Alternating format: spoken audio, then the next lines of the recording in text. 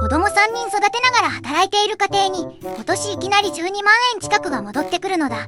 アメリカのとある州で今まさに起きていることなのだ。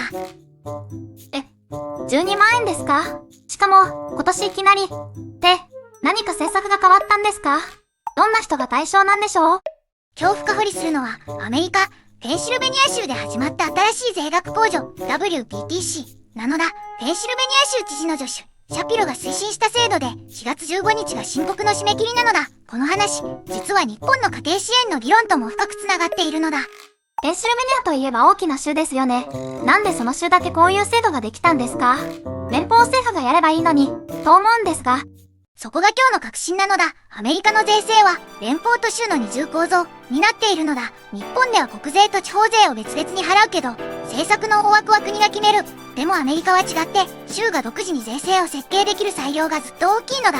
これはアメリカ建国の思想、つまり権力を一箇所に集めすぎないという哲学から来ているのだ。なるほど。じゃあ今回の WPTC というのはその州の裁量で作ったものなんですね。でも州独自の財源で12万円を配れるって、ペンシルベニア州はそんなに豊かなんですか？ペンシルベニアは製造業、農業、医療が盛んな中規模州で GDP 規模は日本円で100兆円を超えるのだ。今回の WPTC 予算は総額1億9350万ドル、日本円で約290億円なのだ。受給者はすでに49万3000人以上が申請済みで、1人当たり平均にすると約4万円弱が還付される計算なのだ。これだけの規模の施策を州政府が単独でやれる、それがアメリカの連邦制の実力なのだ。では WPTC の仕組みを説明するのだ。まず連邦政府には EITC 勤労所得税額控除という制度がある。これは低中所得の働く家庭に還付金を出す制度で、1975年にフォード政権が作った長い歴史を持つのだ。 WPTC はこの EITC の 10% 州が上乗せで返す仕組みなのだ。連邦の EITC に乗っかる形なんですね。ということは EITC を申請した人は自動的に WPTC も対象になる？それとも別途申請が必要なんですか？そこが最大のポイントなのだ。連邦と州の申告を同時に出せば、州の税務局が自動的に WPTC を計算してくれるのだ。追加書類も不要で、窓口に行く必要もない。申請の手間がゼロなのだ。日本の定額減税や給付金と比べて、なんとシンプルなのだと思ったのだ。具体的な金額を見ていくのだ。子供3人を抱えるシングル親で年収23万3000ドル、約3500万円相当、以下なら最大805ドル、日本円で約12万円が戻るのだ。子供2人でも年収5万ドル、約750万円、以下なら154ドル、約2万3000円。夫婦で子供2人、年収3万470ドルなら715ドル、約10万7000円が還付されるのだ。年収750万円でも2万3000円が戻るってことですよね。日本だとそれくらいの収入なら支援不要ではって言われそうですけど、アメリカは物価が高いから感覚が違うんでしょうか？その通りで、アメリカの物価感覚は日本と全然違うのだ。例えばペンシルベニア州のフィラデルフィアで4人家族が生活するのに必要な年収の目安は8万ドル超、約1200万円と言われているのだ。年収750万円は中の下くらいの層なのだ。物価の基準が違うから支援の射程も広くなる。これは単純に太っ腹というより経済構造の違いなのだ。次になぜ今なのかなのだ。知事のシャピロは記者会見でこう言ったのだ。連邦政府が家庭の生活を複雑にしている間、我々は減税とコスト削減を進めると。これは明らかにトランプ政権の関税政策を念頭に置いた発言なのだ。関税引き上げによる輸入食品、燃料の値上がりが続く中で、州政府として対抗策を打つという政治的メッセージでもあるのだ。州知事が連邦政府に対抗するって、日本だと想像しにくい構図ですよね。都道府県知事が国の政策が悪いからと独自で減税するってなかなかないですよね。そこが日米の財政構造の根本的な違いなのだ。日本の地方自治体は税収の多くを国からの交付金に依存しているから、国の方針に逆らった独自政策は財源的にほぼ不可能なのだ。でもアメリカの州は固有の課税権を持ち、独立した財政基盤がある。これが州主権の実態なのだ。この話、実はペンシルベニア州だけの問題じゃなくて、日本の地方財政改革議論にも突き刺さる話なのだ。ここまでをざっくり振り返るのだ。ペンシルベニア州が4月15日締め切りで新税額控除 WPTC を開始した。連邦 EITC の 10% を州が上乗せする仕組みで、最大12万円相当が自動計算で戻ってくる。背景にはトランプ政権の関税政策による物価高への対抗という政治的文脈がある。ここからは日本との比較と今後の展開を深掘りするのだ。さて、日本との比較なのだ。日本でも給付付き税額控除という議論が何度も出ている。働く低中所得者に税を減らすか現金を給付する仕組みで、民主党政権時代から20年近く議論されているのだ。それが未だに実現していない。なぜか？理由は3段階ある。まず第一に、日本には給与所得の補足率問題があるのだ。補足率って何ですか？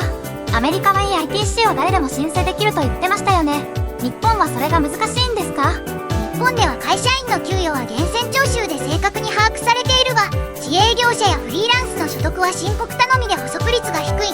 そのため低所得者に給付するつもりが収入を少なく申告した高所得者に渡ってしまうリスクがあるのだ。これが第一の壁なのだ。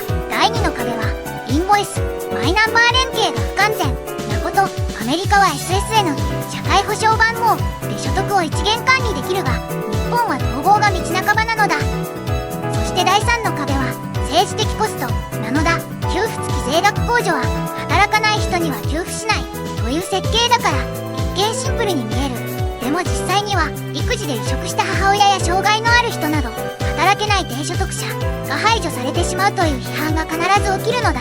全員に配るのか働く人だけか、この議論が毎回まとまらないのだ。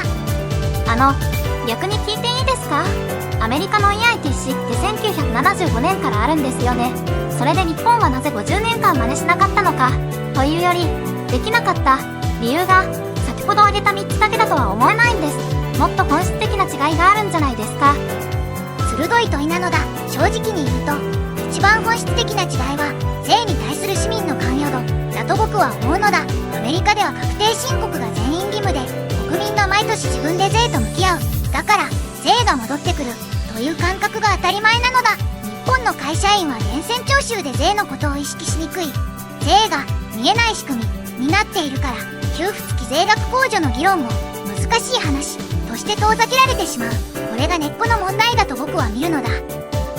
冒頭で子供3人の家庭に12万円が戻ってくると言ったのだ。でも今の話を聞いた後に改めて考えると、この12万円はただのばらまきではないのだ。申告する、数字と向き合う、自分の所得と税の関係を把握するという市民の行動と引き換えに支給される仕組みなのだ。税制を通じた市民参加と言い換えてもいい。日本でこれを実現するには、制度設計より先に税への向き合い方を変える文化的変革が必要かもしれないのだ。ではこれからどうなるかなのだ。ペンシルベニア州の WPTC が一定の成功を収めれば、民主党系知事が多い他の州でも類似制度が生まれる可能性がある。すでにコロラドやコネチカットでも州レベルの EITC 上乗せ制度が検討されているのだ。逆に連邦政府の関税引き上げで物価がさらに上昇すれば、州の財源では対応しきれないという限界も見えてくるのだ。日本にとってこの話は何を示唆してると思いますか？マイナンバーの活用が進んで給付付き税額控除が実現する可能性ってあるんでしょうか？今日覚えてほしい数字は一つだけなのだ。20年なのだ。日本で給付付き税額控除の議論が始まってからもう20年経つのだ。